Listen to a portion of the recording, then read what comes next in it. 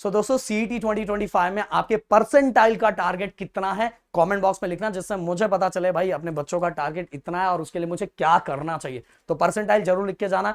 And दोस्तों पूरी चीजें लेके आओ जिससे आपको सभी को पता चलेगा कि इस साल 2025 के अंदर सीईटी एग्जाम किस तरह से कंडक्ट किया जाएगा एंड आप सभी का प्लानिंग किस वाइज से होगा। गाइस एक और वीडियो मैंने बनाने का प्लान है कि बेस्ट बुक कौन सा है और बेस्ट बुक के साथ ही जितने दिन बचे हैं उन दिनों के बीच में आप सभी की प्लानिंग किस वाइज होनी चाहिए। अगर आप लोगों का मांग होगा तो जरूर मैं वो वीडियो लेके आ जाऊंगा। एंड दोस्तों ये जो चैनल है अब सीईटी के लिए कुछ ही दिनों के अंदर आप सभी को बहुत कुछ स्पेशल इसके अंदर दिखेगा।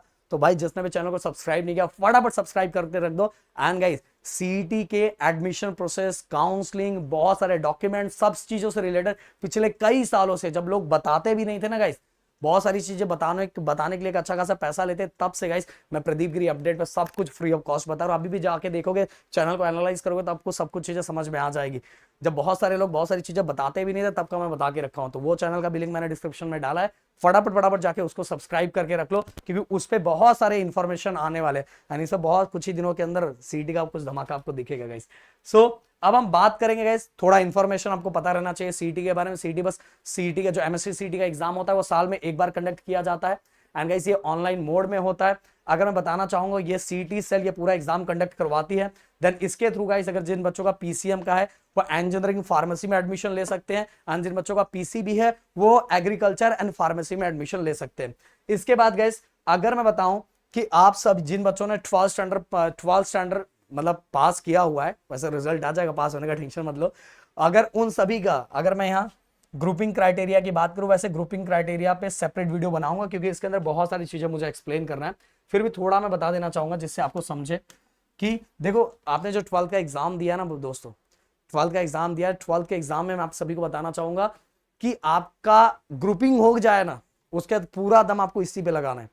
एंड दोस्तों इसी दम लगाने से मैं याद दिला देना चाहूंगा कि हमारा एमएससी सीईटी का जो ओनली मैथ का कोर्स हमारे ऐप पे आने वाला है जो 27 से स्टार्ट होने वाला है। एंड पूरा का पूरा जो कोर्स कौन लेने वाला है पता है? आपके अपने राहुल सर, पूरा का पूरा। एंड गाइस 27 को इंट्रोडक्शन है एंड 28 से कंटिन्यू स्टार्ट हो जाएगा। देखो आगे जब जाओगे इंजीनियरिंग में तो आपको हो सकता है उस समय सब चीजें ऑलरेडी समझ में आ जाए, इससे अच्छा अभी समझ में आएगा तो समझ में आ जाएगा यार राहुल सर से पहले जुड़ गए होते तो ज्यादा मजा आता है। क्योंकि इंजीनियरिंग में आप कहीं भी सेकंड ईयर थर्ड ईयर में अगर आपका किसी से कुछ रिलेशन है, रिलेशन मतलब भाई बहन कोई भी है या पहचान किया, तो उनसे एक बार पूछ लो, पता लगा लो, आपको पता चल जाएगा कि प्रदीप गिरी एकेडमी जो, हाँ दूसरा चैनल प्रदीप गिरी एकेडमी, उसको भी सब्सक्राइब करके रख लो गाइस। क्योंकि गाइस 3-4 महीने के बाद ना वही चैनल आगे आपकी नैया पार करवाने वाला है, इसलिए अभी से करके रखो क्योंकि पूरे महाराष्ट्र के साथ ही पूरे इंडिया में वो चैनल गाइस बहुत ज्यादा नेक्स्ट लेवल का फेमस है engineering pharmacy as well as BSc के कुछ सब्जेक्ट के लिए। प्योरली तो वो इंजीनियरिंग और डिप्लोमा का ही है बट उसके अंदर कुछ चीजें हम और लाने वाले, तो जाके सब्सक्राइब करके रख लेना क्योंकि ऐसे टीचर से पढ़ो। क्योंकि आपको अगर मैथ है तो इंजीनियरिंग में ही आपको एडमिशन लेना है और एडमिशन लेना है तो भाई वैसे टीचर से पढ़ो जिसमें सच में आगे उसी में राहुल सर ने स्कोर का नेक्स्ट लेवल किया था, समझ में आ रहा है? इसीलिए अभी से जुड़ना जरूरी है। तो दोस्तों अगर मैं आप सभी को बताना चाहूंगा ग्रुपिंग क्राइटेरिया के बारे में तो पीसीएम है 135 एंड अगर 134 भी होता है तो कभी कभी हमारा लॉगिन हो जाता है गाइस। क्योंकि जब हम कैप राउंड का फॉर्म फिलअप करते हैं तो उस समय ये हमारा ग्रुपिंग क्राइटेरिया देखा जाता है। ग्रुपिंग क्राइटेरिया सब ऑनलाइन है, ऑनलाइन होता है, ऐसा नहीं कुछ ऐसा करके दे देंगे हो जाएगा, ऐसा कुछ नहीं होता भाई।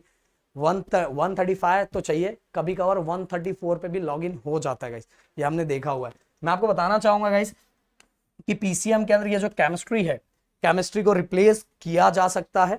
अगर आपका आईटी है, अगर आपका 135 नहीं हो रहा है पीसीएम को लेके, आईटी हो गया, सीएस हो गया, कोई भी वोकेशनल सब्जेक्ट हो गया, उनमें ऐड करके हो जाता है। और सीएस के बारे में बहुत सारे लोग ऐसा बताते हैं कि 200 मार्क्स का है तो 200 में से आराम से ही हो जाएगा बच्चा। भाई 200 मार्क्स पूरा नहीं लिया जाता, जितने भी आपको मार्क्स मिलेंगे अगर 100 मार्क्स मिलते हैं तो ओनली 50 कंसिडर किया जाता है, उसको 2 से डिवाइड कर दिया जाता है, समझ में?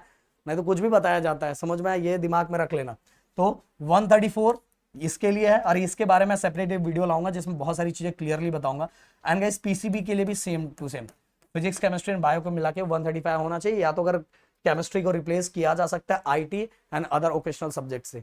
ओके तो ये चीजें हमने बता दी, अब चलते हैं आगे की तरफ। सो दोस्तों अब सिलेबस की अगर मैं बात करूं तो राहुल सर ने ऑलरेडी कल के वीडियो में सिलेबस आप लोगों को बताया था। अगर आपने वो वीडियो नहीं देखा है तो प्लीज जाके, मैंने लिंक डिस्क्रिप्शन में दिया और उसमें राहुल सर ने कोर्सेज के बारे में बहुत अच्छी तरीके से बताया है, तो जाके उसको देखो और और वहां सिलेबस तो बताओ, देखो 12th का पूरा सिलेबस है एंड 11th का कुछ टॉपिक्स हैं, कौन कौन से टॉपिक्स है वो राहुल सर ने वहां बताया है, उसका लिंक मैं डिस्क्रिप्शन में दे देता हूँ। सो गाइस, अब अगर मैं आप सभी को डेट की बात करूं तो अभी जो डेट अभी तक पता है वो 9 अप्रैल से स्टार्ट होने वाला है। पहले पीसीबी वाले बच्चों का स्टार्ट होगा, देन बाद में पीसी वाले बच्चों का होगा।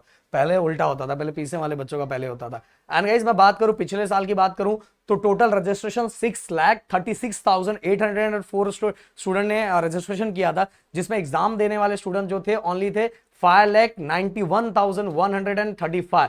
देन इसके बाद एब्सेंट कितने थे, जिन्होंने बोला था भाई जाने दो अपने से नहीं हो पाएगा, अपने को राहुल सर नहीं मिले थे, तो इसीलिए 45,669 बच्चों ने छोड़ दिया था, एग्जाम ही नहीं दिया था। तो इस तरह से जो प्रेजेंट थे वो कितने स्टूडेंट प्रेजेंट थे, 92.83% बच्चे, 92.83% बच्चे क्या थे, प्रेजेंट थे।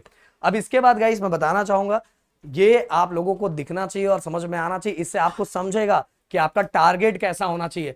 देखो गाइस, सीओपी 99.96% आई, भाई सीएस की बात करो, हाँ। और वैसे आप लोग मत समझ ओके गाइस, ये परसेंटाइल, हाँ परसेंटाइल, और परसेंटाइल परसेंट में बहुत फर्क होता है। अगर आप लोग को चाहिए कि सर इस पे डिटेल में वीडियो बनाओ कि परसेंटाइल परसेंट क्या होता है, परसेंटाइल और परसेंट में बहुत फर्क होता है गाइस, बहुत जमीन आसमान का फर्क होता है। कहीं अगर आप 99 परसेंटाइल देखो तो डर मत जाओ सर 99 परसेंटाइल, ऐसा भी होता है कि 200 में से अगर 140, 145, 150 मार्क्स भी आए तो भी 99 परसेंटाइल हो जाता है। समझो कैसे होता है वो मैं बाद में बताऊंगा। तो गाइस, ये कुछ कॉलेजेस, टॉप कॉलेजेस का नाम दिया हुआ जिसका परसेंटाइल आपके आंखों के सामने दिख रहा है, जो अभी हम इसमें और अपडेट करने वाले हैं। बहुत सारी चीजें हम आपको बताने वाले हैं कि आपको बाकी जो स्ट्रीम है उस स्ट्रीम से रिलेटेड क्या परसेंटाइल होगा, क्या सेक्शन होने वाला है, कैप राउंड का प्रोसेस क्या है, देन इसके बाद ऑप्शन फॉर्म क्या होता है, बहुत सारी चीजें गाइस, बहुत सारी चीजें जो आपको एक एक पॉइंट, हाँ डॉक्यूमेंट से रिलेटेड अगर वीडियो चाहिए तो प्लीज कमेंट बॉक्स में लिखना, जो पर वो कौन से चैनल पे आएगा, प्रदीप गिरी अपडेट इस चैनल पे आएगा गाइस। एंड अगर और भी कोई डाउट है तो प्लीज मुझे लिख के बताना, उससे रिलेटेड मैं वीडियो जरूर बना दूंगा। तो मिलता है नेक्स्ट वीडियो में। Thank you so much guys, जय हिंद एंड जय महाराष्ट्र दोस्तों।